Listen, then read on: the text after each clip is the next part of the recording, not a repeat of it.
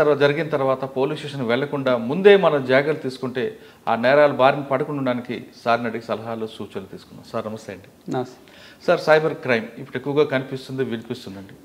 ఇంతకుముందు నేరం అంటే ఒక తరహా జరగగానే పలానా వాడు అని చెప్పేవారు, తర్వాత వైట్ కాలర్ రెఫరెన్స్ అంటే చెప్పేవారు. కానీ ఇప్పుడు వీడి కంటికి కనిపించకుండా నేరాలు పాల్పడుతున్నారు. ఇందులో వయసు సంబంధం లేకుండా, వర్గాలకు సంబంధం లేకుండా అన్ని వర్గాల బాధితులు తింటున్నారు. నేరం జరిగిన తర్వాత మీ దగ్గరకు వచ్చి కంప్లైంట్ ఇవ్వడం తర్వాత కాకుండా అసలు ముందు వలలో పడకుండా ఉండాలంటే ప్రజలు ఎలాంటి జాగ్రత్తలు తీసుకోవాలి? ఏ తరహా నేరాలు ఎక్కువగా హైదరాబాద్లో సైబర్ క్రైమ్ జరుగుతుంది ఒకసారి చెప్పండి. మనకి చూసినట్టయితే ట్రెడిషనల్ క్రైమ్ ఏదైతే ఉందో దొంగతనాలు ఇవి బాగా తగ్గాయి. అసలు ఈ రాబరీస్, డెకాయిటీస్, దారి దోపిడీలు ఇవన్నీ అయితే ఆల్మోస్ట్ ఇంచుమించు తగ్గిపోయాను లేవనే అనాలి. ఏదో అక్కడక్కడ ఎప్పుడైనా రేర్గా అవుతున్నాయి. అయినా కూడా డిటెక్ట్ అవ్వకుండా ఉన్న ఇంచుమించు ఒక్కటి కూడా లేదు. మనకి దానికి ముఖ్యంగా కారణం ఏంటంటే సీసీటీవీ కెమెరాస్, తర్వాత ఈ సెల్ ఫోన్స్ వాడకం. దీనివల్ల ఇంచుమించు అవన్నీ కూడా అరికట్టడం జరిగింది. కాకపోతే మనకి ప్రతి సంవత్సరం ఇంచుమించు 20% పర్ ఇయర్ మనకి అవుతుంది సైబర్ క్రైమ్. ఇండియా మొత్తంలో సుమారు 52,000 ఎఫ్ఐఆర్స్ సైబర్ క్రైమ్ అయితే ఒక మన తెలంగాణలోనే 11,000 12,000 మన ఎఫ్ఐఆర్స్ చేస్తున్నాం. అంటే వేరే చోట్ల అవ్వట్లేదని కాదు, మనం ఇక్కడ ఎఫ్ఐఆర్స్ రిజిస్ట్రేషన్ ఎక్కువ చేస్తున్నాం. అంటే చిన్న కంప్లైంట్ వచ్చిన ఎఫ్ఐఆర్ ఇష్యూ అవుతుంది. ఎఫ్ఐఆర్ అవుతుంది.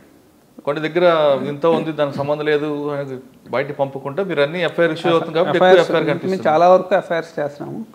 దానివల్ల మనకి ఏంటంటే ఎఫ్ఐఆర్ అవ్వడం వల్ల మనకి అడ్వాంటేజ్ ఏంటంటే ఆ కేసు సంబంధించిన డేటా మనకు వస్తుంది. దానివల్ల మనం ముందున్నాం. ఇప్పుడు ఇలాంటి కేసెస్లో కేసు కట్టకుండా ఉంటే అది మరుగున పడిపోద్ది. ఇవి ఏంటంటే మనకి అజ్ఞాత వ్యక్తులు కాబట్టి ఎక్కువ కేసెస్ మనకి రిజిస్టర్ అయితే మనకి దానికి సంబంధించిన బ్యాక్ ఎండ్ డేటా ఎక్కువ రావడం, దానివల్ల మనకి ప్యాటర్న్స్ తెలుస్తాయి.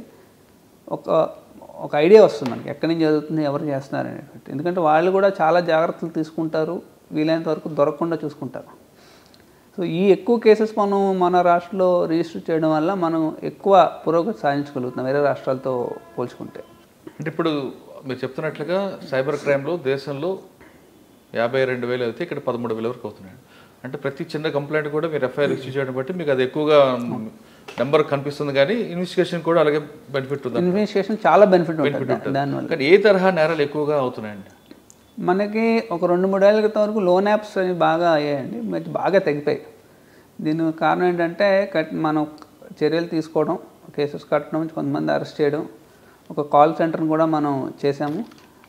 అలాగే నేషనల్ లెవెల్లో కూడా ఫైనాన్స్ మినిస్ట్రీ కానీ హోమ్ మినిస్ట్రీ కానీ దానిపైన కఠినంగా చర్యలు తీసుకున్నాయి. చైనీస్ సంబంధించిన యాప్స్ అన్నీ కూడా బ్యాన్ చేయడం జరిగింది. ఇప్పుడు లేటెస్ట్ ఏంటంటే ఎక్కువ మనకి మెజారిటీ వస్తున్నవి ఇన్వెస్ట్మెంట్ ఫ్రాడ్ యాప్స్. అవి ఒక మన పర్సన్ నెంబర్ని సడన్గా గ్రూప్లో యాడ్ చేసేస్తారు. యాడ్ చేసేసి వాళ్ళ గ్రూప్లో చర్చ జరిగిపోతూ ఉంటుంది అన్నమాట. ఇది చాలా మంచి ఇన్వెస్ట్మెంట్ ఉంది, నేను ఇందులో ఇన్వెస్ట్ చేశాను, నాకు మంచి రిటర్న్స్ వచ్చాయి ఇందులో అని ఒకడు చేసా. నిజంగా నాకు కూడా వచ్చింది, ఎంత పెట్టాను ఎంత వచ్చింది అని ఒక ఫేక్ స్క్రీన్ షాట్లు షేర్ చేయడం. ఆ రకంగా ఒక రకమైనటువంటి ఒక వాతావరణం తీసుకొచ్చి ఆ వ్యక్తిని కన్విన్స్ చేసేస్తారు. అంటే మనకు తెలియకుండానే ఆ గ్రూప్లో